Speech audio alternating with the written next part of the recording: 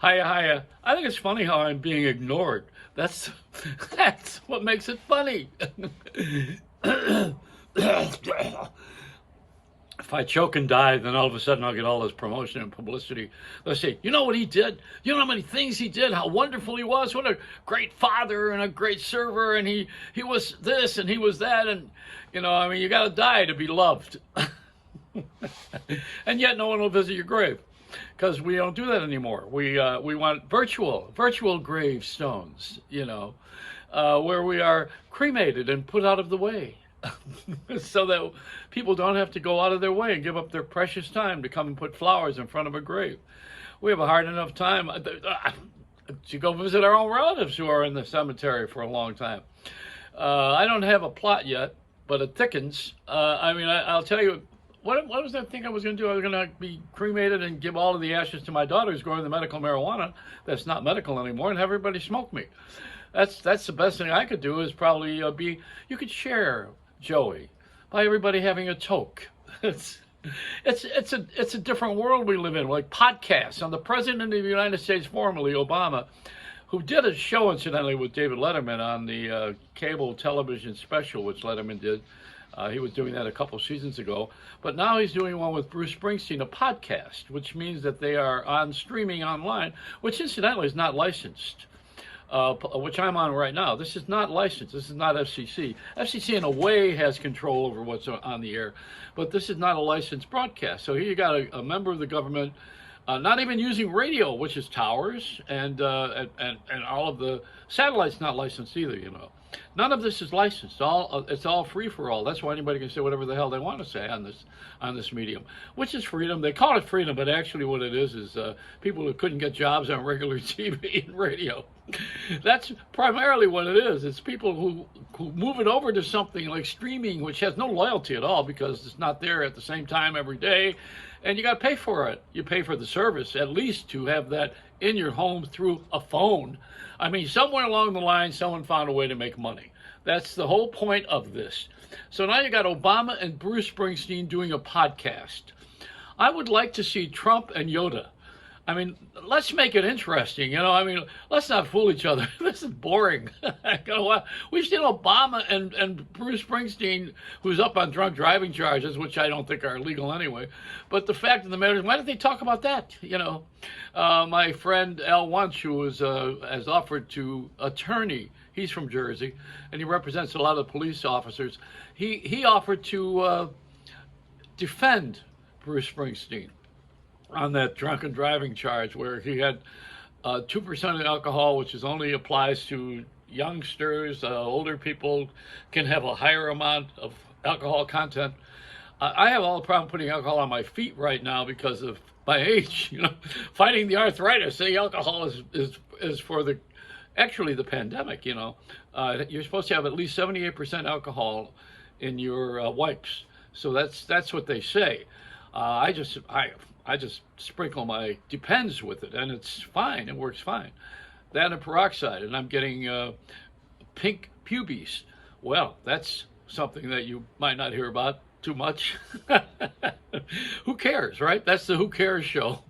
I want to mention about Detroit. You know how the black people moved up to Detroit to work in the auto industry because Henry Ford offered $5 an hour to people, which now they only want to pay $15.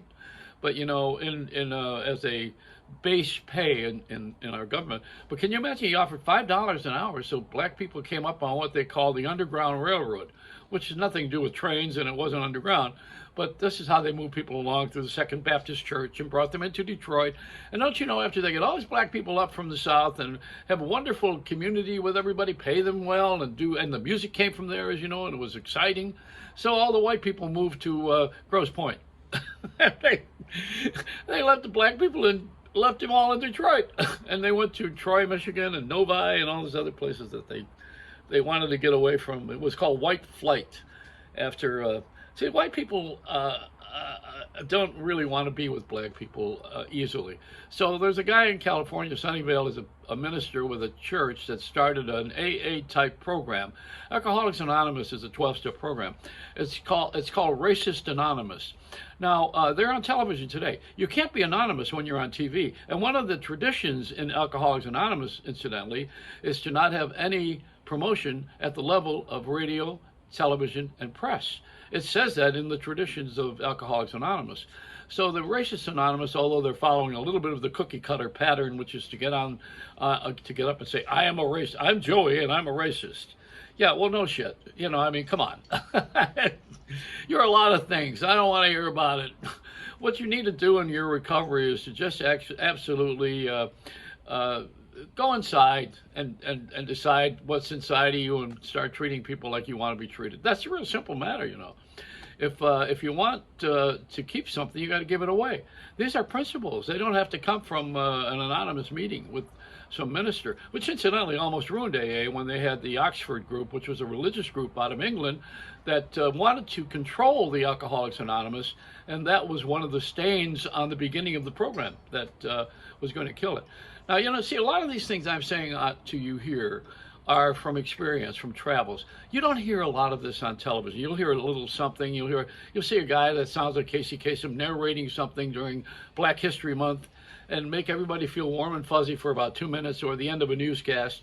And now, you know, we're out of politics. There's not a lot of fighting going on, so now they're getting into the human interest. Finally, we're getting into the stuff that I like. But what I really like is comedy.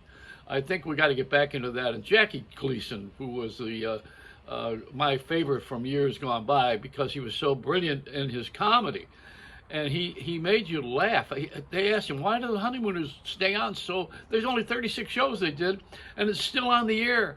And I said, why? And he said, because it's funny. You know, that's the thing, is when, like watching this broadcast right now, I'm not being funny. I'm not trying, and I know you're not laughing.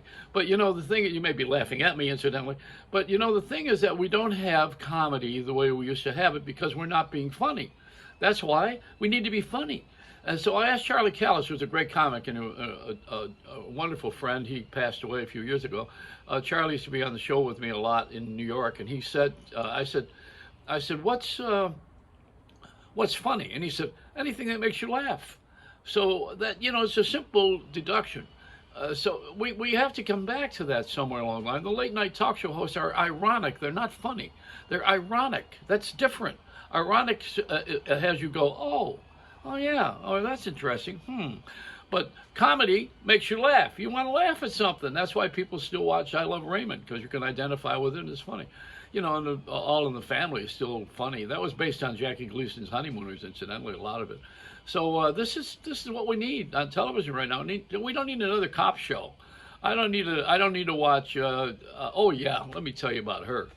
Oh God, what's her name? Who's doing that? Queen Latifah. I used to live with Kramer. You know, the original Kramer at the. Well, the building that we lived at was across the street from the television studio where she was doing her talk show. And we used to look out the window, Kramer and I, and see the audience that was going in. And they all looked like it was a methadone clinic. All these people going in there. I said, this is not going to be, this is not a good audience. I don't want that audience. And when I had the audience in Florida, because we were in a Latin neighborhood and we couldn't get a lot of Caucasian people to come to Channel 10 where my show was hosted. You know, I did this everyday talk show on television. And I had a hard time getting a white audience in a Latin neighborhood. Miami's a Latin neighborhood, you know.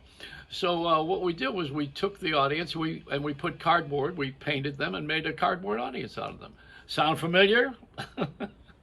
This has been done already. I did this in 1985, I think it was, you know, and now it's pandemic friendly. So there it is. I mean, I'm still looking for a vaccine, and I'll take any shot I can get. You know, I don't care what's in it anymore. I just want to get. I just want to feel like I'm protected. You know. Even if it's a condom with a hole in it, I just want something. It's a Reynolds wrap.